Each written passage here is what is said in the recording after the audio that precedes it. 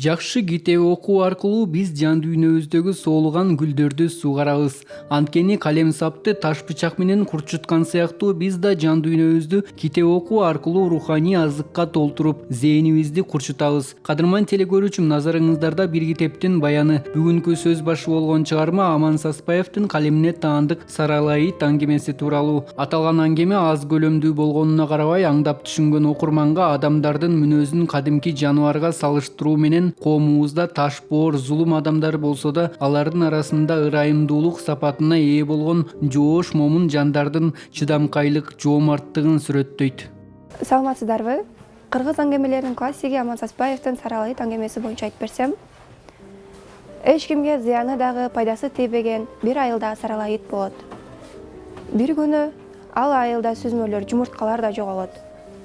Аткулактын түбүнөн келин сүзмөнүн баштыгын таап, ал жерге барганда Саралайыт дагы бир нерсенин жытын сезгендей болуп ошол жерге барып калат. Колуна ташты ала коюп, Саралайытке урганда бир да үн чыгарбастан кылчайып артына карабай кете берет.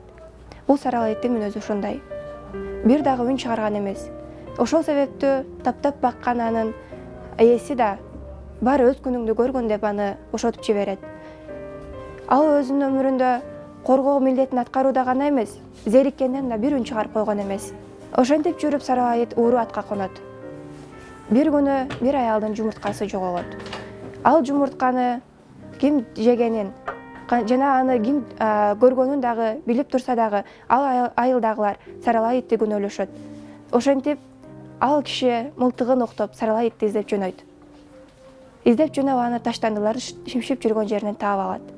Эми гана мылтыгын октоп атайын дегенде Саралайыт ал кишиге тигилип, бул эмнеге мени жашык каалап турат дегенине болбой, тарс эткен мылтыктын үнү чыгат. Ошондо гана акыркы үнү каңк эткен үн чыгат. Бул үн Сарымайдай сактап жүргөн үнүдүр балким. Буга чейин каңк эткен үнүн чыгарганда кийин үрүүгө да жетишмек. Ошондо Саралайыттын тагдыры мынчалык аянычтуу аяктабастыр.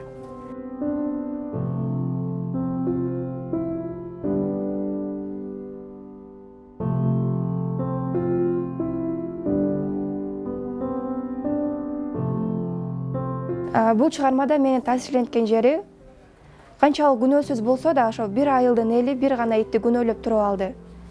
Мүмкүн андан башка да нерселер көзүнө көрүнүп турса да, чындык далилденип турса да, бир гана ошо күнөөлүү Саралайыт болуп калды. Бул эң өкүнүчтүүсү. Азыркы биздин жашообузда дагы эч кимге зыяны тийбеген адамдар жок жерден күнөөлүү болуп калат. Бул Саралайыттын өмүрүнө окшош. Саралайыт дагы эч кимге зыяны тийбестен өзү күнөөлүү болуп калды. Бул чыгармада автордун бизге берейин деген ою, канчалаган сага жаман сөздөр айтылса да, кечиримдүү болуп, артыңа карабай өз максатың менен кетүүгө үндөйт. Сырттан баа бергенибиз бул туура эмес. Жашоодо дагы адамдарга сырттан карап баа бербестен, аны менен жакын таанышып билип, анын жашоосун билгенден кийин гана сын тагып, биз өзүбүздүн оюбузду айтуу дагы туура болот.